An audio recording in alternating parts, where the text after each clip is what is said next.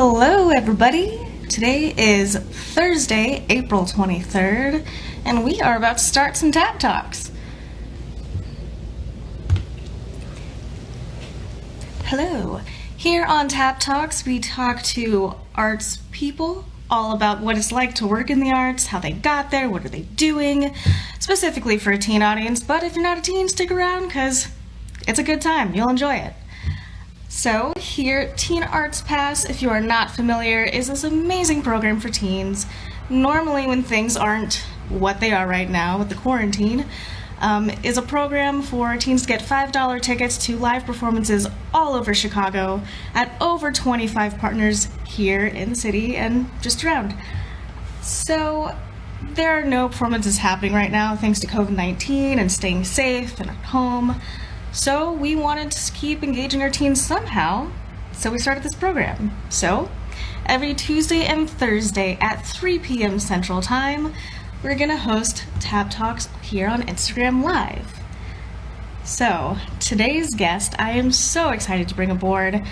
She's been a part of other things that we've done, like the Teen Arts Leadership Summit, but today we're bringing on Ada Gray. Ada Gray is an actor and theater reviewer. She acted with Broken Nose, where she is an ensemble member, The House, Oak Park Festival Theater, Lifeline, and The Hypocrites. On television, she's been on The Red Line, Shrink, Sirens, and Chicago Fire. She attends Cent Arts and studied at the Goodman Musical Theater Intensive. She was an August Wilson Monologue Competition Chicago finalist in 2020. Amazing. And she's been reviewing plays since the age of 4 at adagray.blogspot.com. So, without further ado, I'd love to welcome Ada Gray. Hi! Hey! Welcome. Thanks for being here. Thank you so much for having me. I'm so excited to answer some questions. Awesome. Well, we gave a little rundown on your bio, but first question. Could you tell us just a little bit about yourself and what you're involved in? Well, I like to consider myself to be involved in Chicago theater and generally the arts in Chicago. I love to support the arts in Chicago in whatever way I can. I see a lot of shows, and every single show that I see is a completely new experience for me, and I love being involved with all those theater companies and doing shows with them and telling them about my experiences with their shows and sharing those experiences with my readers. Great. Well, so what's one of the coolest things that you've done? What is one of your favorite projects involved in the arts that you've done? Well, the most insane thing I've ever done theater-wise probably is I did this show called The Hammer Trinity, which was 9 hours long, and with the House Theater. It was very intense, and I was not on stage for too long, but I got to have an amazing time with all the cast members, and we got so close because we spent so much time together. And we eventually took that show on the road, and we went to Miami with it, and that was an insane experience to bring such a gigantic fantasy show to a completely new place and trying to tell that story to a bunch of different people who'd never seen a show like that before. And it was an amazing experience. It brought me so close to all my castmates. And it was also sort of a family endeavor because my dad was also in that show. So we got to travel down together, experience a new place, and also stay inside for 9 hours and wait and do that amazing show. So yeah. Wow, that's fantastic. Crazy, yeah. I had never seen theater or been a part of theater that was over 2 hours until college. So that's remarkable. It's an endeavor, that's for sure. So I know you do a lot of theater in the city. I want to know, what does it mean to be, first of all, what is a theater ensemble, and what does it mean to be a part of one? Well, a theater ensemble, I'm a part of, I would say 2 different theater ensembles because I'm a part of the ensemble at my school. I love them all very much. And it's a group of people who are all working towards the same goal with their art.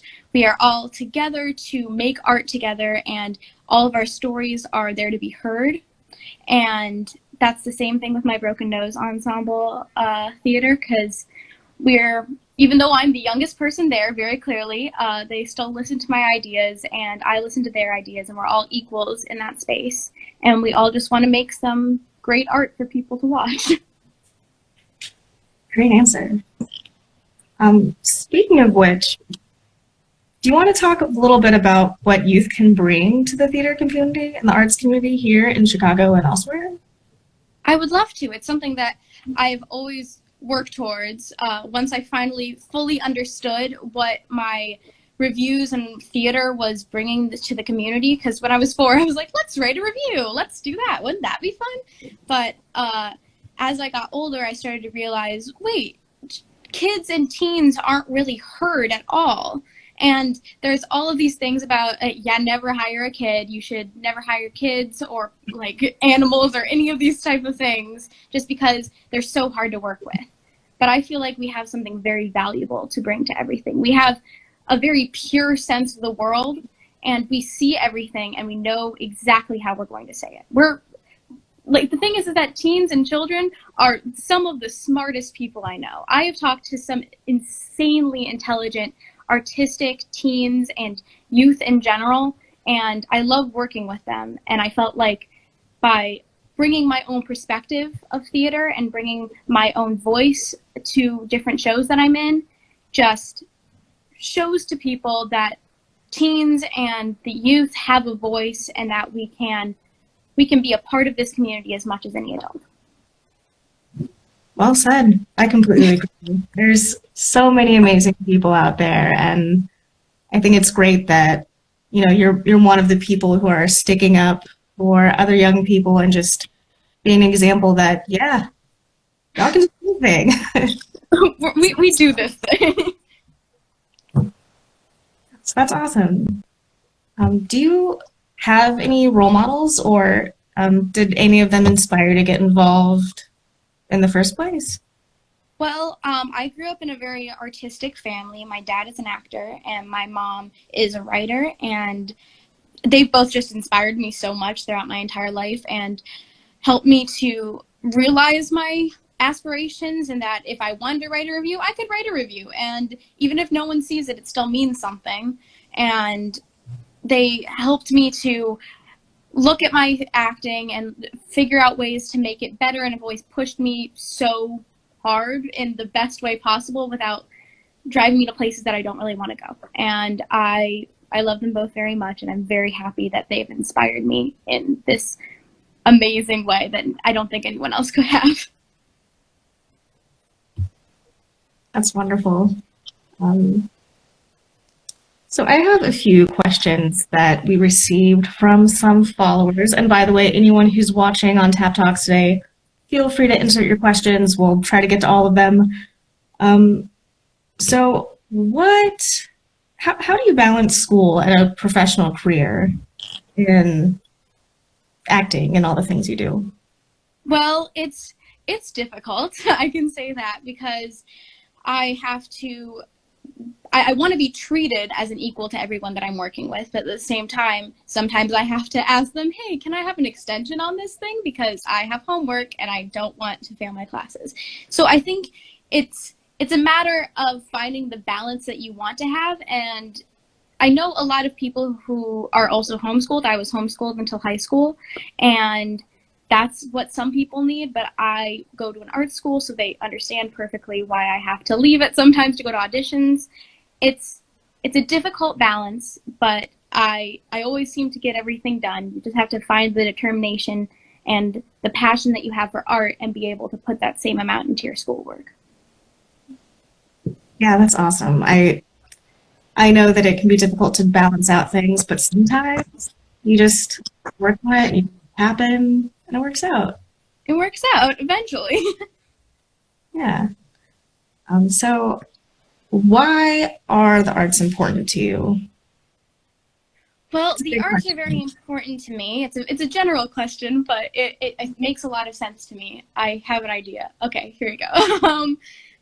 The arts are important to me because art is an expression of feeling, and I feel like people are told a lot in the world, and that they are not allowed to feel a certain way. And I feel like that because people make art and because people show their feelings in such a either abstract or direct or grand way, they can actually change people's views of how emotions and how certain people should be treated. And art moves people. Art makes people feel things that other things can't make them feel. And I think that if I didn't have art, I would probably be a very, very sad person. And I wouldn't have the same motivation or purpose that I do now to change lives and help people see the good in people. Yeah. So here at Teen Arts Pass, our big thing is go and see live performances, try out something new, just give it a shot. You see a lot of live theater. What is it like now with virtual experiences, and what do you miss? I miss so much. I miss so much. I miss the connection that I have with audiences and with audiences that I'm also a part of. I miss the connection that I have with the arts community, because the arts is all about connecting to people, and it's really hard to connect to people when you can't see them or be near them. And I know I've had a very hard time with not being able to see my friends in my ensemble and other people in the artistic community. But I know that we're all working together to try and find ways that we can continue the arts community as a vibrant and healthy place. And I think that what we're doing now is the right thing that we have to do, but it's definitely difficult to take that element of direct connection out of all of this. Yeah, it's definitely different. Have you participated or seen or noticed anything that sort of helps bridge the gap for you between what life was before and how we are now? What do you mean by bridge the gap exactly? Like, what's the difference? Or Yeah. Whereas before we could go out and see live theater and experience it, is there anything that you're doing at home to help sort of almost fill that need and desire and want for experiencing I know performances? that there are a lot of live performances that are still going on virtually, and that a lot of theater companies filmed their shows so that they can still have them seen by the world and people and have an even wider reach of where that art can go. And I watched a live stream of the House Theater's Tragedy of Peter Pan recently, and that was very interesting. And I know that they're going to keep doing more live streams of their past shows. And I think that there's a lot of room to put this art into a condensed space. But I've also been doing stuff actively at home. Like, I have been doing a lot of visual art, which is not a thing that I usually do, but I've started trying that out and trying new things and seeing what I can do to keep that artistic vision that I have going. I'm also continuing to do dance classes, which is another thing I do. Okay, I don't know what I'm doing with my life anymore. It's crazy. But I have a great time having those classes on Zoom, and it's hard to not have that connection anymore, but it's still nice to see those faces and continue to move and learn and further our pieces that we're doing. And it's really difficult to be away from them, but at the same time, we're trying to find all those ways to stay connected. Absolutely. It's almost in our blood to find other creative ways to do things when you are involved in the arts. Like, it's part of the whole thing. What is one of your first arts-related memories, and has that influenced you at all? My first arts-related memory, well, I'm not sure how much it's influenced me because I continued to go to theater. But the first show I ever saw was Richard III, and my dad played Richard III. So I think I was 3 or 4 at the time. I don't know. I wasn't even 4 yet, because at 4 I was like, oh, I'm going to write reviews. But at that time, I just couldn't separate the reality of the situation from what was actually happening on stage. So I just got so scared and sad when my dad got stabbed by the guy who was supposed to stab him in the show. And I remember that I had to leave the theater and I was crying and I was like, he killed Dad! Why did he kill Dad? But everything was okay. They maybe made a mistake by taking me to Richard III. It was thankfully a preview or a tech rehearsal, so I didn't disturb anyone. But I remember being scared of that man for a few years after that, just because of the situation. But over time, I started to realize, oh, there's a difference, but at the same time, they're putting the emotions that they have in real life into this theater. They're putting their heart and they're putting their actual experiences into the show, but it's not actually what's happening. And I feel like that's something that's important for young artistic minds to learn, but at the same time, it took me a second, like anyone else. Yeah, I think I would be freaked out too. Yeah, it was slightly traumatizing, but not that much. It's okay. I got over it. That's good. That reminds me of another question that we got from DeRay Miles. How do you put yourself into a character and play their emotions to the truest degree? I feel like what I do to try and separate myself from the character, but at the same time put parts of myself into the character that are helpful to further the story, is I personally like to write down and notate my script so that I can pinpoint certain moments and experiences that I've had that have related to the character. Even if it's very far-fetched, I try and pinpoint those moments to find myself in the character. But I have done roles that are very difficult to do, that are very hard to separate yourself from. I did a show called Scarcity when I was 11 at Red Twist Theater, and I had to have a mental breakdown in it where I was just sobbing and no one was paying attention to me and I didn't know what to do. And that show was just generally very, very dark, and my character is treated terribly most of the time and loses everything that she wants. And she feels helpless. And it was hard for me as an 11-year-old to figure out how to not just feel terrible every time I got off stage, and how to separate myself from that character, and how to figure out how I could be that character, but also when I got off stage wouldn't have mental trauma after all of it. I don't have to be that character, but at the same time, I'm going to be that character for as long as I can, and I want to tell her story in a way that is truthful and meaningful to the people watching, but I also can't have it. I can't have that experience be to my own detriment. Mm-hmm. Yeah, I've had friends who, after they would do a really difficult part every single night, they would go home, get a warm blanket, and just like have some. Sometimes you need to take those personal health moments so you can have your own mental space and you are still yourself, but you when you're on stage, you are that character. You have to be able to separate those in a very immediate way, otherwise you're going to drive yourself crazy. That's for sure. Okay, I'm going to break up some of the serious questions real quick with an either or series. All right, Netflix or Hulu? Oh, Netflix or Hulu. Okay. I used to say Netflix, but now it's Hulu because I feel like Hulu has, well, it has Brooklyn Nine-Nine on it, and I love Brooklyn Nine-Nine. So I feel like it has a broader idea of television and movies, and it has a lot of my favorite TV shows and movies on there. So I'm very excited to delve into that with all this extra time I have now. Good answer.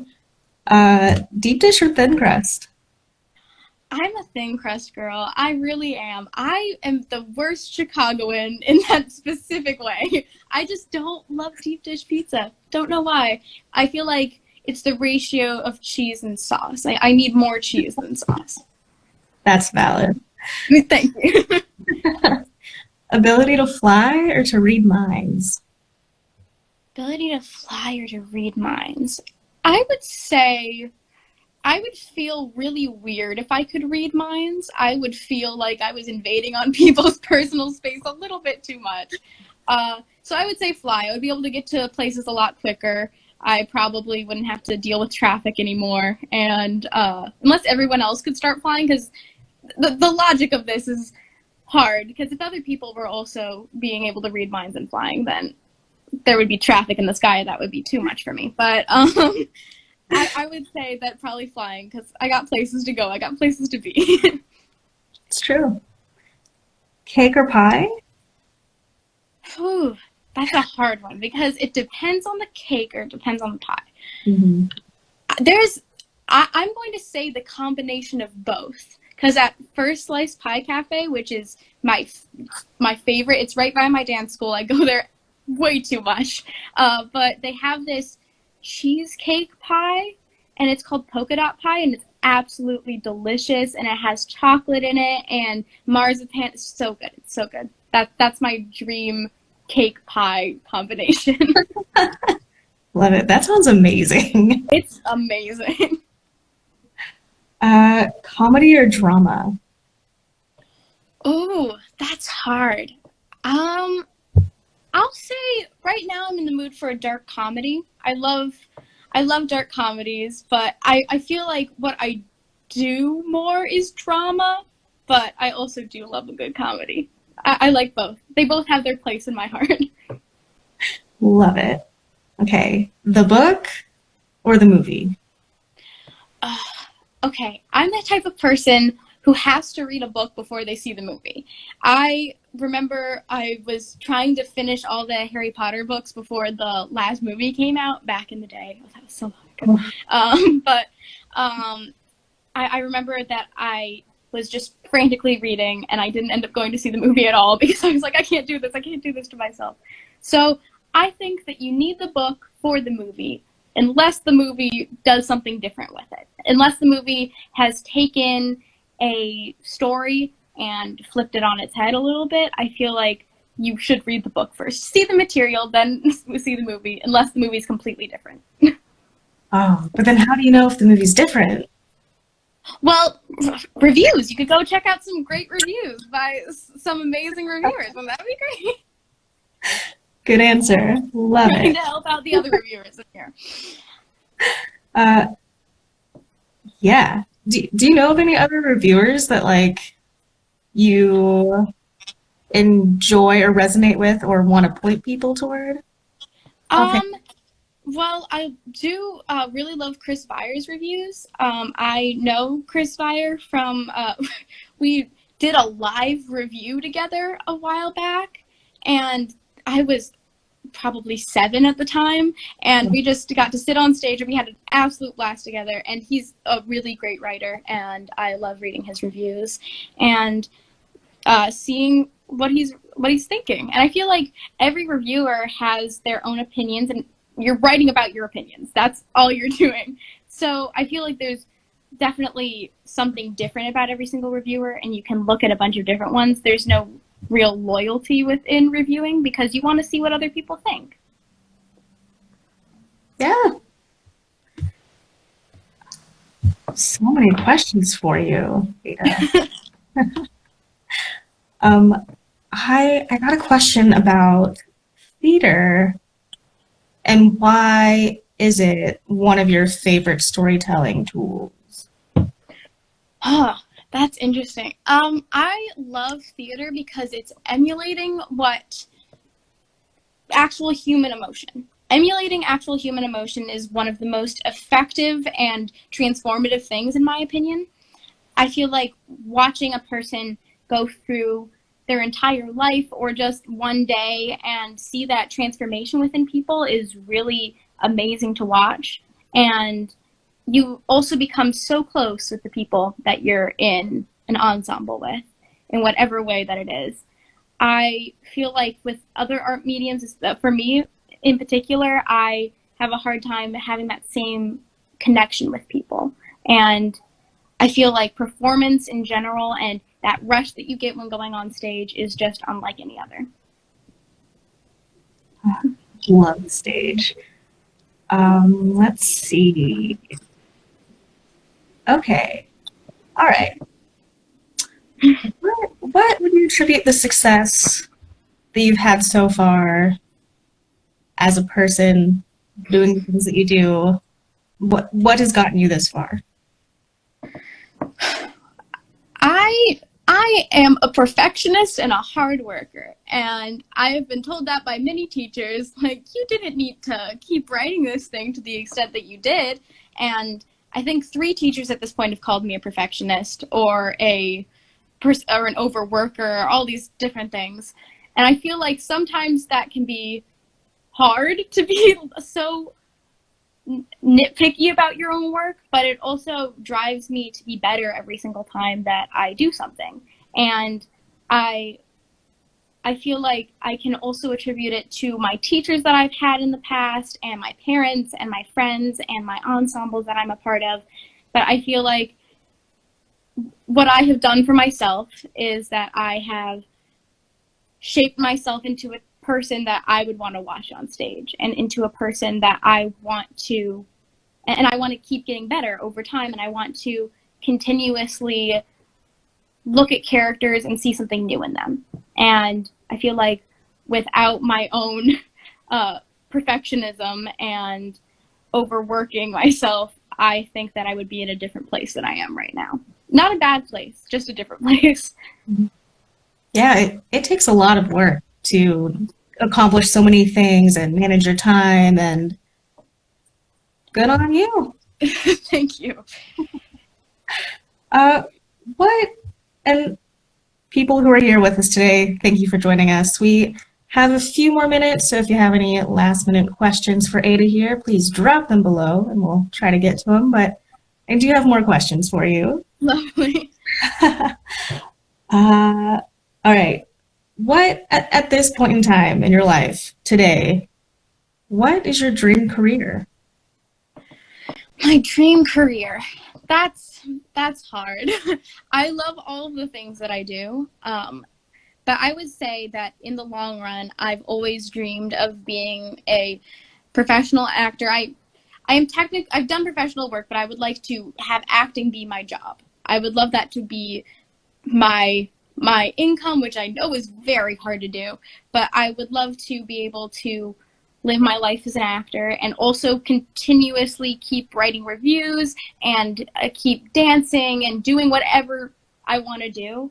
I feel like I want to be an artist, and I don't want to pinpoint exactly what I want to be in the future. But if I have to say a certain thing, probably I'll continue acting for as long as I possibly can. Cool. Yeah, and it could change tomorrow, but today, that's how you do, and that's awesome. Okay, I have a question that's off the script. Not that I have a full script, but would you say, is there a connection between your reviewing and your acting, and does that influence each other in any way? I would say that it does, because it lets me look at myself in a more critical light than I probably would if I didn't know how or figure out my own style of critiquing theater and understanding both sides of it.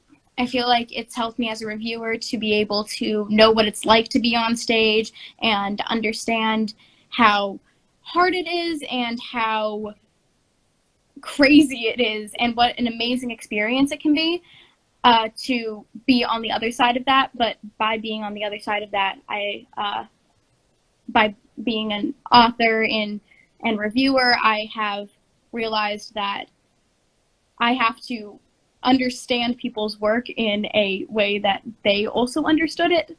I have to try and approach it from a bunch of different angles, because I can't just say, oh, I didn't like this show, it wasn't for me, because there's a lot more than that goes into that. There's so much heart that goes into every single piece of art, and I want to fully realize everything that was put inside of it. But at the same time, if I don't like a show, I'm going to say I don't like it. There's a balance there that I have to find. And they both influenced each other, but I feel like anyone who can understand theater can also have that same experience. Yeah. So I don't think we're going to get to all of the questions we had today. I'm so sorry, everyone. I have one final question for you, and that is, what would you want to tell future Ada? What would I want to tell future Ada? I would want to tell future Ada that I am working hard and I'm trying my best to get to wherever future Ada is. I would also tell her that she should continue to realize or try and realize all of her dreams, even if it seems difficult, because I know that right now I have a lot of support that I won't have at that time when I'm a full grown-up and living on my own in the world. I think that I just would tell her to be strong and not forget that she worked really hard to be where she is. Great answer. Well, looks like I should close out today's Tap Talks, but thank you so much for being with us. Thank you for having me. Great. Yeah, it's been so lovely answering all these questions and talking to you. It was lovely. Oh, yeah, and before we go, is there anything else that you want to plug or recommend to anyone out there? I would just say that everyone keep making art, keep doing what you're doing, and try hard for what you want. That's about it. Try new things as well. Keep on the Teen Arts Pass train right there. Thank you so much. Thank you.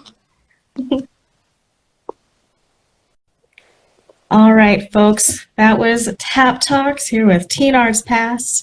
This will be on YouTube soon and on the IG as well.